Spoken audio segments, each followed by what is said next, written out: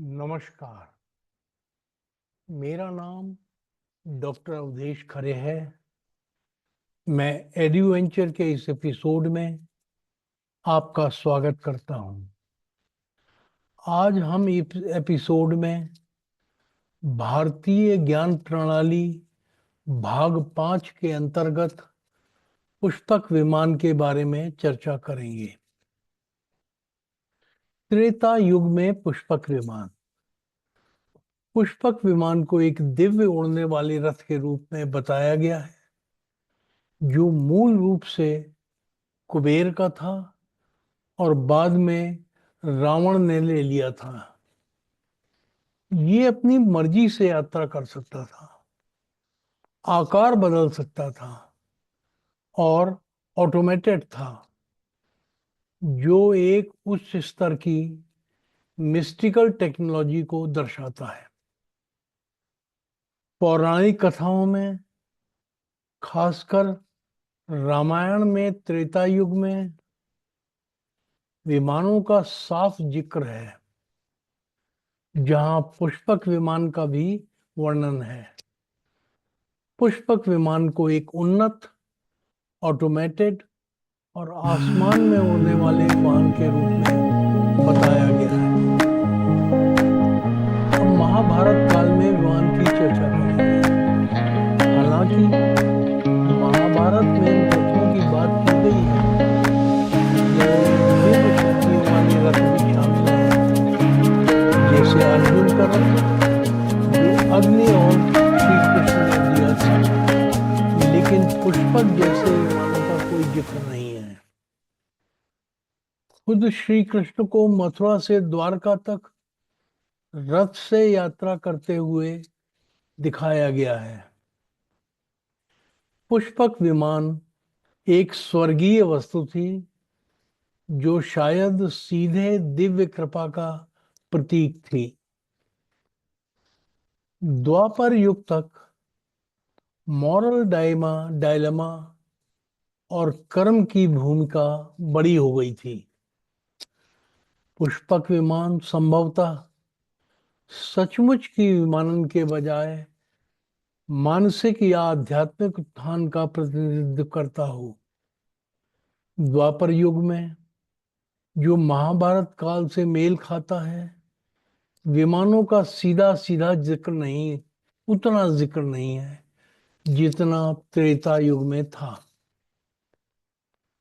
हालांकि महाभारत और अन्य पुराणों में कुछ ऐसे संदर्भ हैं जो उड़ने वाले मशीनों या वाहनों की ओर इशारा करते हैं। रामायण एस्थेटिक और टेक्निकल भव्यता पर जोर देता है। महाभारत नैतिक दुविधाओं, कर्म, धर्म और जटिल रिश्तों पर ज्यादा ध्यान केंद्रित करती है। त्रेता युग यानी रामायण काल में उन्नत विमानों से द्वापर युग यानी महाभारत काल में रथों में बदलाव को अक्सर हिंदू ब्रह्मांड विज्ञान में युग चक्र की अवधारणा से जोड़ा जाता है। महाभारत में कुछ जगहों पर विमानों या आकाश वाहनों के संदर्भ मिलते हैं। उदाहरण के लिए सौभ विमान का उल्लेख है, जो राक्षस माया द्वारा बनाया गया एक उड़ने वाला शहर या विमान था। ये सौभ विमान शल्व नाम के एक राजा का था, जिसका वर्णन महाभारत के वन पर्व और शांति पर्व में किया गया है। इस वाहन को श्री कृष्ण ने बाद में नष्ट कर दिया था। इन वाहनों को तकनीकी रूप से उन्नत बताया गया है। ये आकाश में चलते थे। महाभारत में इंद्र जैसे देवताओं के पास दिव्य रथ या वाहन होने का उल्लेख है। इन वाहनों को अक्सर अलौकिक शक्तियों से संपन्न बताया गया है। उदाहरण के लिए अर्जुन को इंद्र से मिला रथ और उनकी यात्राएं कुछ हद तक उड़ने वाले वाहनों की अवधारणा से, कंसेप्ट से मिलती जुलती हैं। अब हम पुराणों में विमानों के उल्लेख की बात करेंगे। विष्णु पुराण, भागवत पुराण और अन्य पुराणों में दिव्य वाहनों के कुछ उल्लेख हैं जो द्वापर युग के संदर्भ में हो सकते हैं। ये वाहन अक्सर देवताओं, गंधर्वों या असुरों से जुड़े हुए होते हैं। द्वापर युग में कोई भी विशिष्ट विमान उतना प्रसिद्ध नहीं था जितना रामायण में पुष्पक विमान। हाँ, द्वापर युग में भी उड़ने वाली मशीनों के संदर्भ हैं, खासकर सौभ विमान के, लेकिन ये त्रेता युग के विष्पक पुष्पक विमान जितना एक्सटेंसिव नहीं था। अब हम वैमानिक शास्त्र पर चर्चा करेंगे।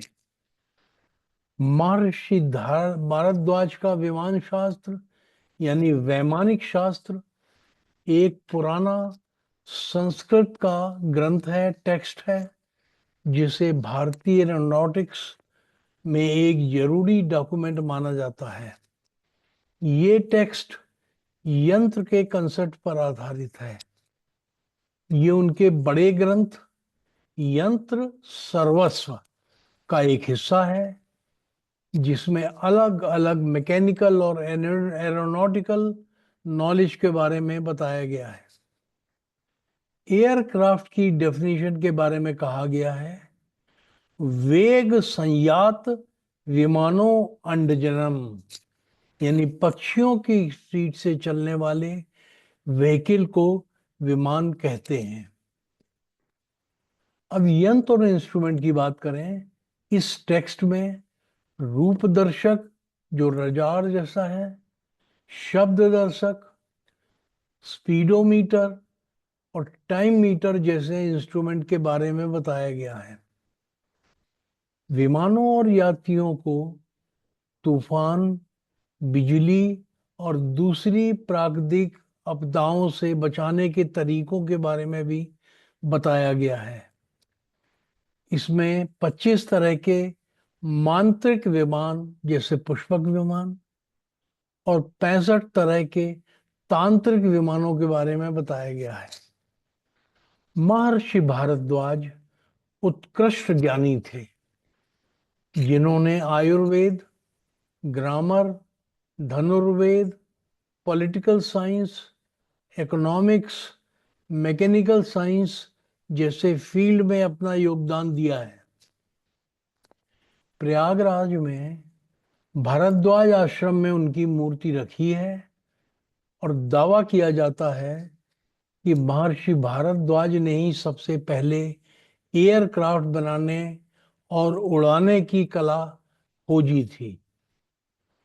एयरक्राफ्ट बनाने में इस्तेमाल होने वाले मटेरियल और इंस्ट्रूमेंट्स के बारे में डिटेल में बताया गया है, जो प्राचीन समय में भारतीय साइंस और टेक्नोलॉजी की एडवांस नॉलेज को दिखाता है। टेक्स्ट में अलग अलग तरह के एयरक्राफ्ट जैसे पैसेंजर एयरक्राफ्ट, फाइटर एयरक्राफ्ट और स्पेस क्राफ्ट के बारे में भी बताया गया है। इसमें एयरक्राफ्ट को गायब करने की टेक्नोलॉजी और इंटरप्लेनेटरी ट्रेवल की पॉसिबिलिटीज के बारे में भी बताया गया है। टेक्स्ट में एयरक्राफ्ट के पार्ट्स, पायलट जैसे रहस्यवादी ऑफिसर, आसमानी रास्ते और अलग अलग मेटल्स के इस्तेमाल के बारे में बताया गया है। उदाहरण के लिए टेक्स्ट के रूप में रूप दर्शक, शब्द दर्शक, गति गौराप्यक और कला गौराप्यक जैसे इंस्ट्रूमेंट के लिए खास धातुओं से बनाने और उनके गुणों के बारे में चर्चा की गई है।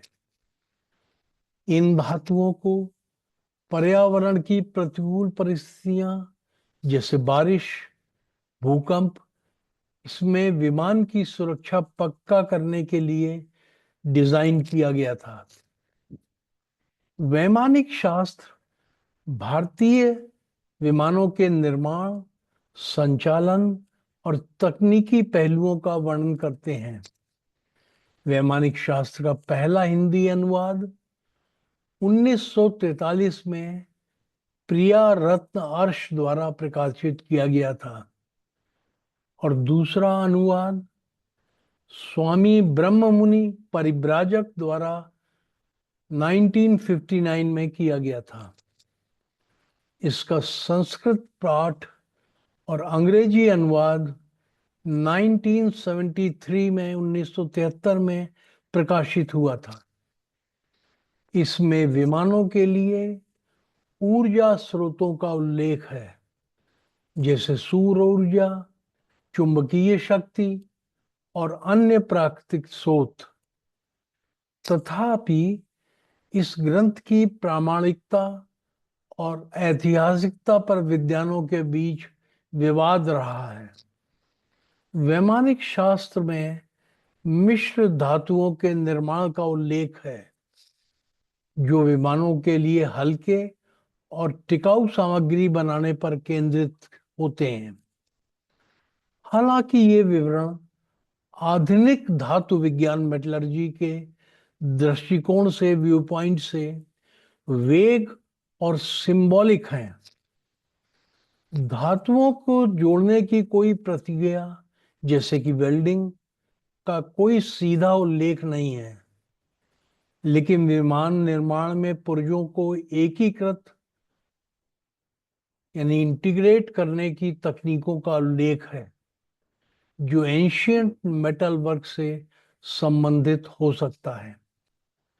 ग्रंथ में वर्णित तकनीकें प्राचीन भारतीय विज्ञान यानी IKS और दर्शन की समझ को दर्शाती है, लेकिन मॉडर्न साइंटिफिक स्टैंडर्ड के अनुसार वेरीफाई नहीं हो पाई है। इस ग्रंथ में 8 अध्याय और लगभग 3000 छंद हैं, जो विमानों की परिभाषा, उनके प्रकार, निर्माण सामग्री, शक्ति स्रोत और संचालन की तकनीकों का वर्णन करते हैं। माना जाता है कि ये ग्रंथ 20वीं सदी में पंडित सुब्बाराव शास्त्री द्वारा लिखा गया था, जिन्होंने दावा किया था कि ये महर्षि वाल्मीकि के मूल ग्रंथ यंत्र सर्वस्व का एक हिस्सा है। लेकिन मूल ग्रंथ का भी कोई पुरातात्विक या ऐतिहासिक प्रमाण नहीं है। विमानों का वैदिक ज्ञान और वैमानिक शास्त्र में दिया गया है कि समय के साथ खो गया होगा, या जानबूझकर संभवतः किसी के माध्यम से शायद अंग्रेजों द्वारा छुपा दिया गया होगा। इस ग्रंथ में विभिन्न प्रकार के विमानों का उल्लेख है, जैसे मांत्रिक विमान जो मंत्रों की शक्तियों से संचालित होते हैं, और ये सतयुग और त्रेता युग के लिए हैं। तांत्रिक विमान जो तंत्र विद्या द्वारा संचालित हैं, ये द्वापर युग के लिए हैं। और यांत्रिक विमान जो यांत्रिक तकनीकों पर आधारित हैं, ये कलयुग के लिए हैं। कुछ लोग इसे प्राचीन भारतीय विज्ञान की तरक्की का सबूत मानते हैं, जबकि कुछ दूसरे लोग इसे धोखा या बढ़ा चढ़ाकर बताया गया मानते हैं, और इस प्रकार विद्वानों में विवाद पैदा है। वैमानिक शास्त्र शायद प्राचीन ग्रंथों में बताए गए विमानों से प्रेरित हो सकता है, जैसे रामायण का पुष्पक विमान। ये ग्रंथ प्राचीन अंतरिक्ष यात्री सिद्धांत के समर्थकों के बीच बहुत लोकप्रिय है, और वो समर्थक जो इसे प्राचीन भारत की उन्नत तकनीक का सबूत मानते हैं। वैमानिक शास्त्र एक विवादास्पद ग्रंथ है, जो प्राचीन भारतीय विमान विज्ञान का वर्णन करता है। यद्यपि यह प्राचीन भारत की वैज्ञानिक और तकनीकी सोच को दिखाने का दावा करता है, लेकिन कुछ आधुनिक वैज्ञानिक अध्ययनों में इसे काल्पनिक पाया गया है। फिर भी ये सांस्कृतिक और ऐतिहासिक व्यू पॉइंट से महत्वपूर्ण है, क्योंकि ये प्राचीन भारत की साइंटिफिक थॉट्स, वैज्ञानिक सोच और फिलॉसफी यानी दर्शन को उजागर करता है। ये ग्रंथ उन लोगों के लिए खास तौर पर दिलचस्प है जो प्राचीन भारतीय विज्ञान और प्रौद्योगिकी, साइंस और टेक्नोलॉजी के इतिहास में रुचि रखते हैं। अब हाल का भी कोई दावा आया, उसके बारे में बात करेंगे। शिवकर बापूजी तलपड़े, जिनका कार्यकाल था 1864 से 1916, एक भारतीय विद्वान और वैज्ञानिक थे, जिनके बारे में दावा किया जाता है कि उन्होंने 1895 में मुंबई के चौपाटी बीच पर मरुत्सखा नाम का एक मानव रहित विमान डिमॉन्स्ट्रेट किया था। तलपड़े ने महर्षि भारद्वाज के वैमानिक शास्त्र से प्रेरणा लेकर अपना विमान डिजाइन किया था। इसे 1895 में बनाया गया था, जिसके अवशेष अभी भी मुंबई म्यूजियम में रखे गए हैं। कुछ सूत्रों के अनुसार ये विमान लगभग 1500 फीट की ऊंचाई तक उड़ा था। ये दावा राइट ब्रदर्स, जो 1903 में हुए थे, उनसे पहले का है, जिन्हें आधुनिक विमानन का जनक माना जाता है। इस प्रदर्शन के गवाह के तौर पर, यानी 1500 फीट की ऊंचाई तक उड़ने के गवाहों के तौर पर, बड़ौदा के महाराजा के प्रतिनिधि और अन्य गणमान्य व्यक्ति मौजूद थे। यद्यपि समकालीन अखबारों और सरकारी दस्तावेजों में इस घटना के बारे में बहुत कम जानकारी मिलती है, और स्वाभाविक रूप से हम लोग परतंत्र थे, तो हमारे बारे में जानकारी अंग्रेज क्यों रखेंगे। कुछ लोग तलपड़े को पहला विमान निर्माता मानते हैं, लेकिन मुख्य धारा के हिस्टोरियंस इसे मान्यता नहीं देते हैं। ऐसा इसलिए है कि तलपड़े के विमान की टेक्निकल डिटेल्स, जैसे कि फ्यूल यानी ईंधन या प्रोपल्शन सिस्टम, क्लियर नहीं है। कुछ सूत्रों का दावा है कि ब्रिटिश सरकार ने जानबूझकर तलपड़े के काम को दबा दिया था, जिसके कारण उनके प्रयोग को व्यापक मान्यता नहीं मिली। बाद में तलपड़े वित्तीय बाधाओं और समर्थन की कमी के कारण अपना सोच जारी नहीं कर रख सके और उसको आगे बढ़ा नहीं सके। अनेक भारतीय इतिहासकार राष्ट्रवादी तलपड़े के काम को प्राचीन भारतीय विज्ञान की महानता के सबूत पर पेश करते हैं। इसे प्राचीन भारतीय ज्ञान और आधुनिक विज्ञान के बीच एक कड़ी के रूप में देखा जाता है, लेकिन इसके दावों की पुष्टि के लिए और अधिक ऐतिहासिक और वैज्ञानिक सबूतों की मांग की जाती है, वो यूरोपियंस द्वारा, और इसकी जरूरत है। ये कहानी भारतीय वैज्ञानिक विरासत में रुचि रखने वालों के लिए इंस्पायरिंग है, लेकिन इस ऐतिहासिक संदर्भ में केयरफुली देखा जाना चाहिए। अब वैज्ञानिक समुदायों में जो विवाद है, उसके बारे में चर्चा करेंगे। वैमानिक शास्त्र को लेकर वैज्ञानिक समुदाय में विवाद है। विमान शास्त्र ने प्राचीन भारतीय वैज्ञानिक ज्ञान और तकनीकी समझ को उजागर करने में रुचि पैदा की है। नासा सहित कई संगठनों ने इस ग्रंथ पर रिसर्च करने में इंटरेस्ट दिखाया है। हालांकि कुछ वैज्ञानिक इसे पौराणिक और वैज्ञानिक रूप से गलत मानते हैं।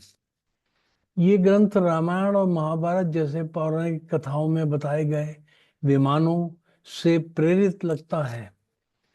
हालांकि आधुनिक वैज्ञानिक दृष्टिकोण से इसके दावों की प्रामाणिकता पर सवाल उठाया जा सकता है। तथापि ये भारतीय सांस्कृतिक और वैज्ञानिक विरासत का एक महत्वपूर्ण हिस्सा है, जो प्राचीन ज्ञान और तकनीकी सोच की गहराई को दिखाता है। 2014 में, अभी हाल में ही 12 साल पहले, भारतीय विज्ञान कांग्रेस में इस ग्रंथ पर चर्चा को लेकर एक विवाद खड़ा हो गया, जब नासा के कुछ वैज्ञानिकों ने इसे पौराणिक कथा से जोड़कर इसका विरोध किया। कुछ विद्वानों और शोधकर्ताओं का मानना था, रिसर्च साइंटिस्ट का मानना था, कि ये ग्रंथ प्राचीन भारतीय वैज्ञानिक उपलब्धियों को दिखाता है, जो आधुनिक विमानन से कहीं ज्यादा उन्नत थी। ये इंडियन साइंस कांग्रेस में ये डिस्प्यूट हुआ था। विमान शास्त्र एक दिलचस्प ग्रंथ है, जो प्राचीन भारतीय सोच और कल्पना को दर्शाता है।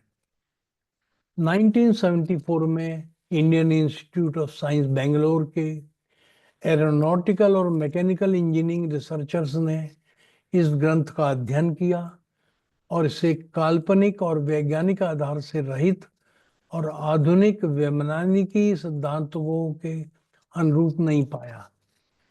उन्होंने कंक्लूड किया कि इसमें बताए गए विमान गलतफहमियों पर आधारित थे और आधुनिक विमानन के सिद्धांतों से मेल नहीं खाते थे।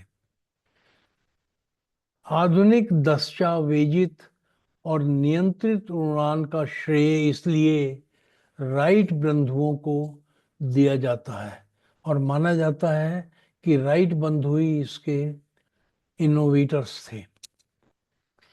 मैं इस एपिसोड को यहीं समाप्त कर रहा हूं। सभी दर्शकों को भाग लेने के लिए धन्यवाद। अगले मंगलवार को हम IKS पार्ट 6 में के बारे में चर्चा करेंगे। जय हिंद। और हाँ, मैं आपको याद दिला दूं कि एड्यू वेंचर का एक एपिसोड हर मंगलवार को प्रस्तुत किया जाता है, इसलिए अगला एपिसोड भी अगले मंगल को आएगा। धन्यवाद।